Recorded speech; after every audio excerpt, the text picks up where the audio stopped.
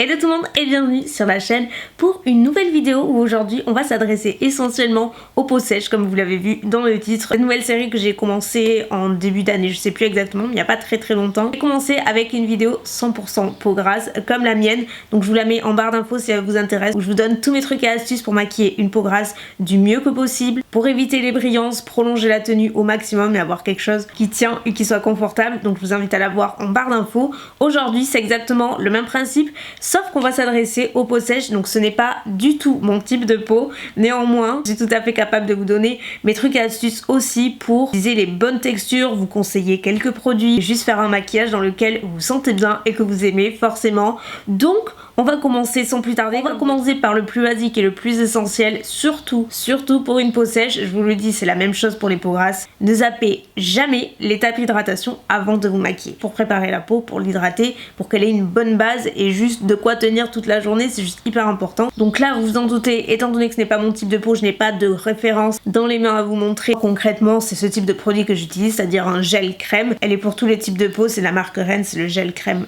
Glow, qui est très bien, mais si vous avez une peau qui est vraiment sèche à très sèche, je vais vous conseiller plusieurs gammes. Il y en a une chez Clarins. De toute façon, en ce qui concerne les soins de peau, ils sont très forts, ils ont de très bons produits.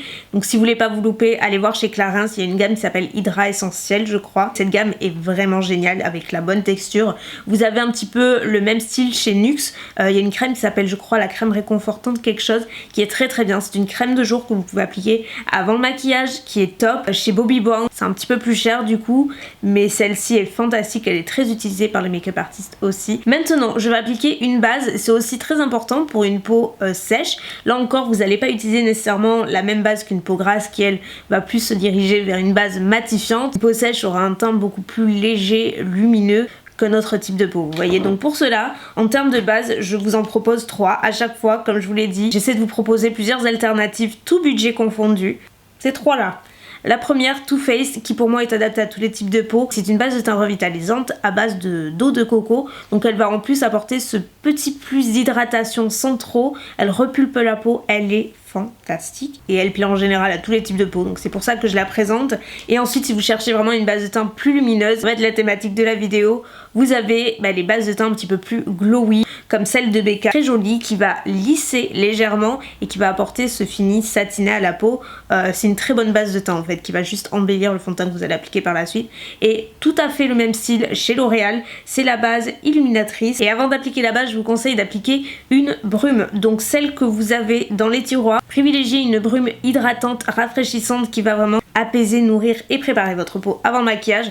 Moi je vous conseille vivement la Glow Mist de Pixi, parce que c'est une brume qui est hydratante et qui en même temps va révéler le glow et qui va repulper la peau. Elle est très bien. Si vous avez le Fix Plus de MAC, très bien aussi. Plus petit budget, vous avez la Dewy Mist chez NYX aussi, qui est un petit peu le même principe. Moi j'ai celle-ci sur mon bureau, donc c'est celle que je vais utiliser avant le make-up, comme je vous l'ai dit. On se rapproche et on commence sans plus tarder. Donc là je commence par appliquer la base Becca, parce que c'est celle-ci que j'ai envie d'appliquer. Vous allez voir, l'effet est très joli sur la peau sans que ce soit too much. J'en applique sur l'ensemble du teint. Pas besoin de vous faire un dessin, vous le voyez, ça apporte un glow à la peau qui est hyper joli. Bon, moi je suis complètement fan, j'adore cette base. Elle vous prépare de préparer la peau au make-up, de prolonger la tenue et d'embellir le fond de teint que vous allez appliquer par la suite. Ce qu'on va faire tout de suite, alors j'ai plusieurs alternatives encore une fois à vous proposer. Donc moi aujourd'hui je vais utiliser un fond de teint en stick parce que c'est très bien pour ce type de peau. Encore une fois, ils en ont de très bons sur le marché. Moi, il y en a un que j'aime beaucoup, je vous en ai déjà parlé, il est fantastique, mais je le trouve très cher, dans la mesure où ça se finit quand même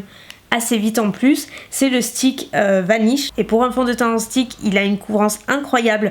Il couvre, je vais vous dire, quasiment tout. Il n'assèche pas la peau, il est très confortable et il est très beau. Il a un fini velouté. Si vous préférez les fonds de teint fluides, deux que je pense vous allez beaucoup aimer. Donc d'un côté, Laura Mercier. Alors les deux ont le même fini lumineux avec une couvrance légère à moyenne. Des fonds de teint qui vont embellir la peau, qui restent naturels, qui sont très jolis. Et en grande surface, je peux vous conseiller le Infaillible aussi. Vous savez que j'utilise tout le temps. Je l'ai terminé là en fait. On dirait pas, mais il est terminé. Pour aujourd'hui, je vais utiliser, je trouve, un dupe du fond de teint teint Hourglass, c'est chez Makeup Revolution. C'est le même principe, fond de teint en stick avec une couvrance similaire au Hourglass, un fini que je trouve un tout petit peu plus doux que le Hourglass. Il ne résistera pas autant que le Hourglass, je tiens à le préciser.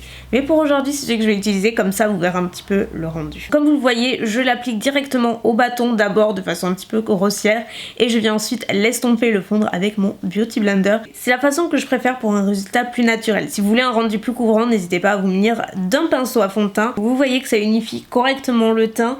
En même temps, on garde vraiment l'effet légèrement lumineux, mais vous voyez que la couvrance est bien présente. On passe ensuite à l'anti-cerne. Là, j'ai pas de formule en particulier à vous conseiller honnêtement. Certes, il y a des formules qui assèchent plus que d'autres, mais en règle générale, on en trouve des très bons un petit peu partout. Aujourd'hui, moi je vais utiliser celui de Nabla parce que je le trouve très bien, il est bien couvrant, en même temps il n'assèche pas du tout le contour des yeux, vous pouvez l'utiliser en correcteur également. Anti-cerne que j'adore, d'ailleurs je l'ai racheté, j'en suis à mon deuxième tube. Si vous en voulez un dans le même style que vous pouvez trouver en grande surface, je vous conseillerais l'instant anti-âge de Je mets Maybelline que j'aime beaucoup, ainsi que le Fit Me, toujours chez Maybelline, qui pour moi est un dupe du NARS que je pourrais aussi vous conseiller. J'applique l'anti-cerne comme je le fais tous les jours, il n'y a pas de technique particulière d'une peau à l'autre. Tout ce qu'on veut, c'est camoufler les cernes, couvrir, illuminer et unifier le reste du teint tout simplement. Si on ne poudre pas l'ensemble du teint, on va surtout poudrer l'anti-cerne en suivant. Pour cela, moi je vous conseille cette poudre. J'ai beau en tester plein, celle-ci pour moi reste la meilleure parce que c'est celle qui est la plus fine,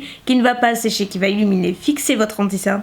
Elle est fantastique et même si le pot paraît petit, il en faut très peu, elle dure très longtemps. C'est la poudre Brightening de Laura Mercier. Elle est translucide, elle n'apporte pas de couvrance, de couleur ou quoi que ce soit. Comme je le disais, on ne poudre pas l'ensemble du teint comme on va le faire sur une peau grasse, où là je fais même le baking et tout parce que c'est obligé si on veut éviter les brillances. En revanche, si vous avez une peau sèche, vous pouvez poudrer, mais juste une zone un petit peu plus localisée ou juste la zone T par exemple, c'est ce que je vais faire aujourd'hui, c'est-à-dire front, nez et menton parce que c'est la zone qui peut un tout petit peu générer quelques brillances et surtout ça va permettre de verrouiller un petit peu le fond de teint. Donc là encore deux alternatives, d'un côté celle de Charlotte Tilbury parce qu'elle est fantastique, d'ailleurs il n'y a qu'à l'ouvrir pour que vous compreniez, je l'ai quand même creusée. La particularité de celle-ci c'est qu'elle est extrêmement fine, elle va refléter la lumière sans être glowy, elle n'a aucune paillette mais elle reflète un petit peu la lumière, elle est très légère, elle fixe le fond de teint, elle a cet effet airbrush tout simplement, comme son nom l'indique, elle est très jolie. Si vous avez un plus petit budget ou que vous voulez pas nécessairement dépenser des sous dans une poudre,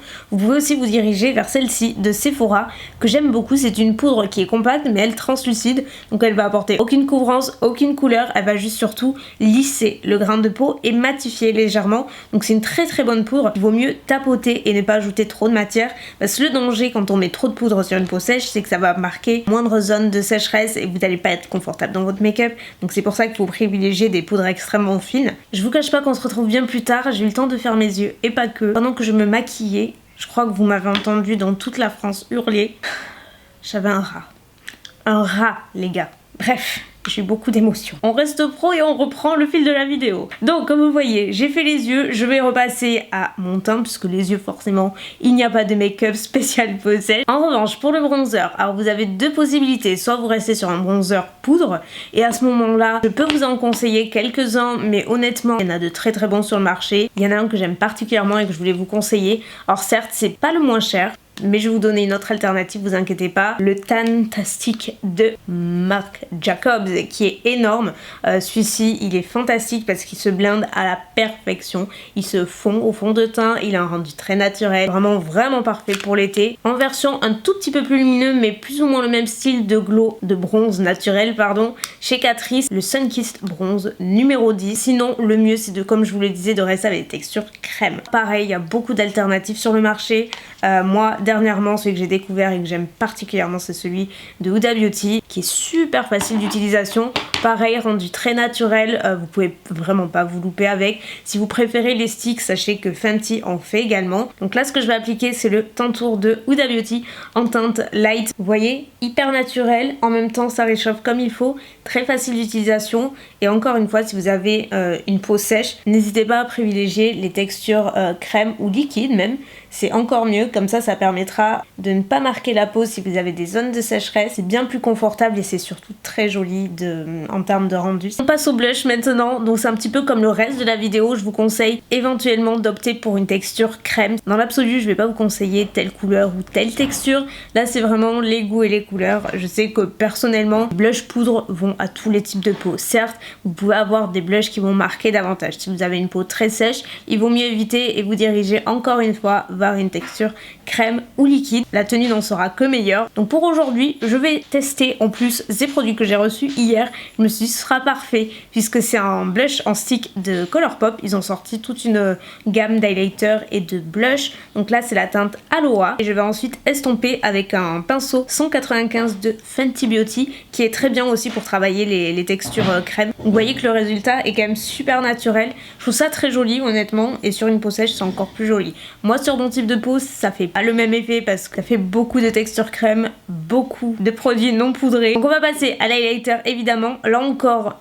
pas de surprise, je vais vous conseiller des textures différentes qu'une texture poudre. Le mieux du mieux c'est les textures liquides. Pour moi c'est un des meilleurs que j'ai de ma collection. La marque Iconic London qui fait ça fait longtemps que j'ai. Il est super joli, vous pouvez l'appliquer directement au Beauty Blender. Je vais vous montrer. Regardez comme c'est beau. J'aime tellement cet highlighter liquide. Il est magnifique. Vous pouvez en placer également au niveau du bombé du front. Ça prend la lumière comme ça là. Et je trouve ça très joli. L'avantage sur une peau sèche, c'est que vous pouvez user et abuser de l'highlighter, j'ai envie de vous dire, bien plus qu'une peau grasse peut se le permettre.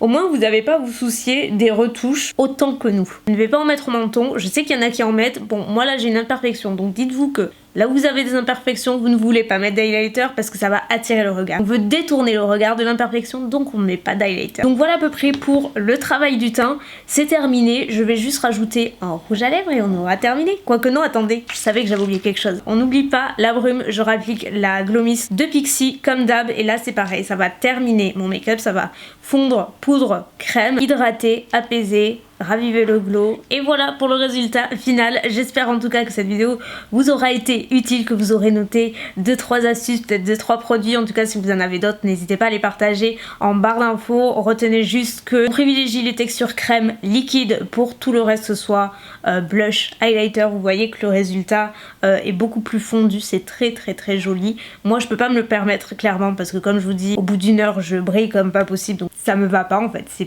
pas pour moi, mais en tout cas pour une personne qui a des marques de sécheresse et tout, ce sont des textures qui sont idéales. N'hésitez pas à me dire ce que vous en avez pensé. Je vous retrouve prochainement avec un autre type de peau pour cette série que je suis sûre vous allez adorer. Sur ce, je vous fais des très gros bisous et je vous dis à très bientôt.